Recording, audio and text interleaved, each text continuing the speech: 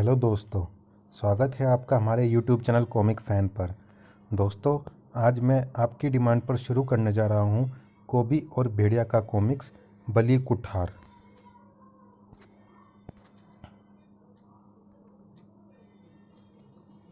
एक जंगल में जितने पेड़ होते हैं उससे ज़्यादा रहस्य भी, जितनी धूप होती है उससे ज़्यादा ही अंधेरा भी। अंधेरा जंगल के रहस्यों को बढ़ाने में मददगार होता है और आज इसी अंधकार को चीरकर चली आ रही थी जेन। जेन, उधर घने जंगल में कहाँ चली गई थी तुम? कब से परेशान हूँ मैं तुम्हारे लिए। भेड़िया समझ पाया था या नहीं, मगर ये सच था कि जेन की जुबान से शब्द झूठ का सहारा लेकर उतर रहे थे। वो भेड़िया, हाँ, मैं हिना की तलाश में उस ओर गई थी। हिना? हिना नहीं समझते? मेहंदी। लेकिन मेहंदी का तुम क्या करोगी? परसों करवा चौथ है भेड़िया, उस दिन मेहंदी का लगाना शुभ समझा जाता है। करवा चौथ? मेहंदी? पर यह सब तो मैंने सुना है कि विवाहित स्त्रियों के मतलब की चीज़ है। ओह, समझा। बार बार भूल जाता हूँ कि तुम कोबी की विवाहिता हो। उसकी दीर्घायु के लिए करवा चौथ का व्रत रखोगी, ये मेहंदी लगाओगी। तुम्हारी बातों से ईर्ष्या की बू आ रही है भेड़िया। कोबी तुम्हारे ही शरीर का एक हिस्सा है। अपने शरीर से इतनी ईर्ष्या ठीक नहीं। करवा चौथ का व्रत मैं तुम दोनों की दीर्घायु के लिए रखूंगी। मेहंदी तुम दोनों के लिए रचाऊंगी। मेरा प्रत्येक श्रृंगार तुम दोनों के लिए होगा। और उसके लिए इस वक्त जो कोशिश मैं कर रही हूँ उसमें मुझे सफलता मिलकर रहेगी। जेन का स्वर दृढ़ था। वह खामोशी के साथ भेड़िया के पीछे पीछे चल पड़ी। इधर जंगल भी जैसे आज खामोश था। वहाँ नहीं कोई जानवर नजर आ रहा था और ना ही इंसान। सर्दी के मारे सभी दुबक गए लगते थे, मगर नहीं, जानवर इंसानों की तरह मौसम के प्रभाव से नहीं छिपते। अवश्य ही कोई बात थी, और वो बात कोबी के क्षेत्र में थी, जिसकी पूंछ ने पेड़ काटते उन हाथों की वह कोशिश बेकार कर दी थी। क्यों बे? उस वृक्ष को काटने जा रहा था जिसके नीचे मैं रोजाना विश्राम करता हूँ। चल, मेरे पाँव को हाथ लगा, माफ़ी मांग, कान पकड़कर, और कह कि कोबी मुझे माफ़ कर दो, वरना अब तू अपने पाँव पर कभी खड़ा नहीं हो पाएगा। फिलहाल तो मैं ही तुझे तेरे पाँव पर खड़ा नहीं रहने दूंगा, पर अब यह पाँव कभी ज़मीन नहीं छू सकेगा, क्योंकि इनमें जान ही बाकी ना होगी। उफ, एक ही वार में तुझे काट डालेगा कटैया। ठाक। ये देख, एक ही वार में गई तेरी पूछ। ये आई मेरी कुठार तेरी गर्दन उड़ाने। तूने मेरी पूछ काट डाली। कोई गम नहीं, क्योंकि वो तो दोबारा आ जाएगी। मैं चाहूँ तो उसे कितना भी लंबा कर सकता हूँ, मगर मैं तेरा शरीर जहाँ जहाँ से तोड़ूंगा उसकी भरपाई कभी ना हो पाएगी।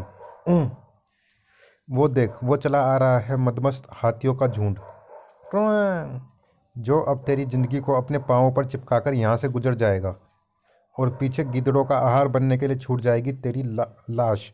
क्र्याओ। हा हा हा, देख लिया उस मौत का हश्र जिसकी तरफ तूने मुझे फेंका था? ओह, इसने तो कुठार के एक ही वार में काट डाला इन्हें। इस शैतान की शक्ति को मैंने कम आंका था, लेकिन अब उफ, इसकी कुटार का जवाब देगी मेरी गदा। मदद भेड़िया। मदद पुकारने लगा कोबी। हा हा हा, मगर अब कोई मदद तुझे नहीं बचा पाएगी। इतनी ज़बरदस्त ताकत इसमें कहाँ से आ गई? उफ। वृक्ष को अपने ऊपर गिरने से रोकने की चेष्टा में मेरे पांव पीछे फिसलते रहे, और पीछे खाई है। अब हमेशा के लिए इसके नीचे दबकर विश्राम कर। हा हा हा। बलि कुठार के असली दावेदार कटैया से उलझने का यही परिणाम होता है।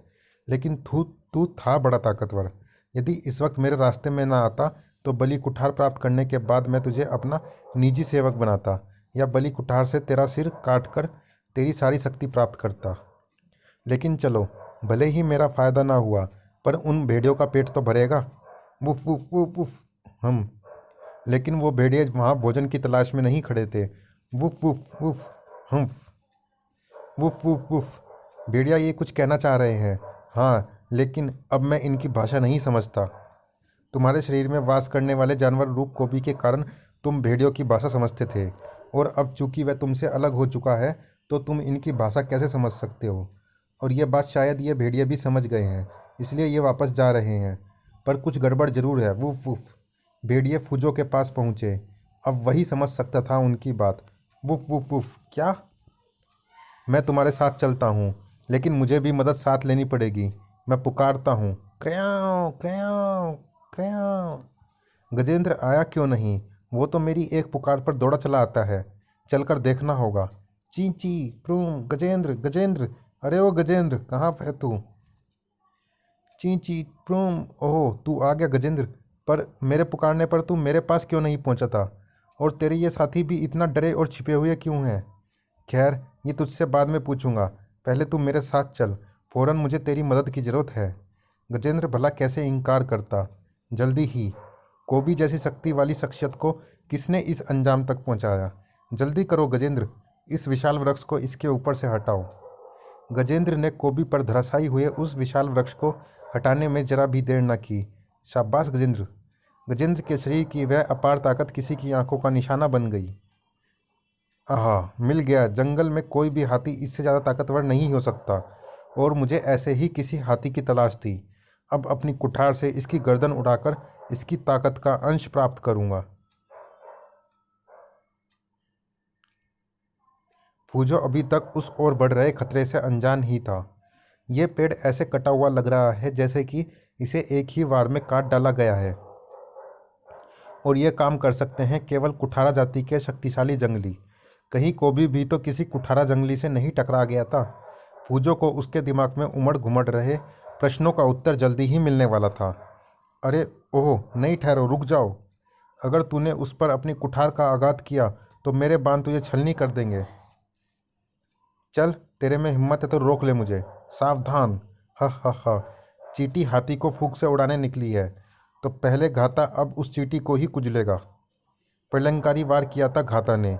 फूजो की गर्दन सूखी डाली की तरह धड़ से जुदा हो जानी थी, लेकिन अंगरक्षक मौजूद हो तो अपने अंगों का बलिदान वही किया करते हैं। गजेंद्र, ये क्या किया तूने पगले? हा हा हा। उसने तो कुछ भी नहीं किया बुड्ढे। जो कुछ किया है मैंने किया है। तू एक बार तो इस स्वामी भक्त हाथी के बीच में आ जाने से बच गया, मगर अब नहीं बचेगा, और उसके बाद बचेगा ये हाथी भी नहीं। टन्नाक। स्वामी भी बचेगा हत्यारे, और स्वामी भक्त भी। भेड़िया धाड़। अगर नहीं बचेगा तो वो तू होगा। तेरे प्रहारों की शक्ति ने मुझे ये समझा दिया कि अद्भुत ताकत है तुझ में, और आज ताकत की ही तलाश में निकला है घाता। ताकत का खजाना भी बारी बारी से उसके हाथ लग रहा है। पहले वो हाथी और अब तू। तुम्हारे सिर काटने के बाद अद्भुत शक्ति मिलेगी मुझे। ट्वैंग। मगर कैसे? आखिर क्या रहस्य था घाता की उन बातों का? पहले तेरी ढाल ही हाथों से छुड़वा दूं, जो तेरी जिंदगी को खामोखा ही लंबा किए जा रही हैं। ट्वांग प्लैंग। अब कटने की बारी तेरी है। ओह, एक ही वार में पूरा पेड़ काट डाला। इसकी सारी शक्ति इसके हाथों में थमी कुठार है। पहले मुझे इसे ही इसके हाथों से छुड़ाना होगा। भेड़िया वह विशाल तना लेकर घाता पर झपटा, लेकिन कुठार चलाने में महारत हासिल है इसे। लेकिन इसे ये नहीं पता कि इस विशाल तने को काट काट कर इसने अपने लिए ही मुसीबत पैदा कर ली है, क्योंकि अब ये टुकड़े उड़न तश्तरियों की तरह जा जाकर इससे टकराएंगे और इसे छठी का दूध याद करा देंगे। चलिए दोस्तों, इस भाग में इतना ही। मिलते हैं इसी कॉमिक्स के अगले भाग में। तब तक के लिए धन्यवाद।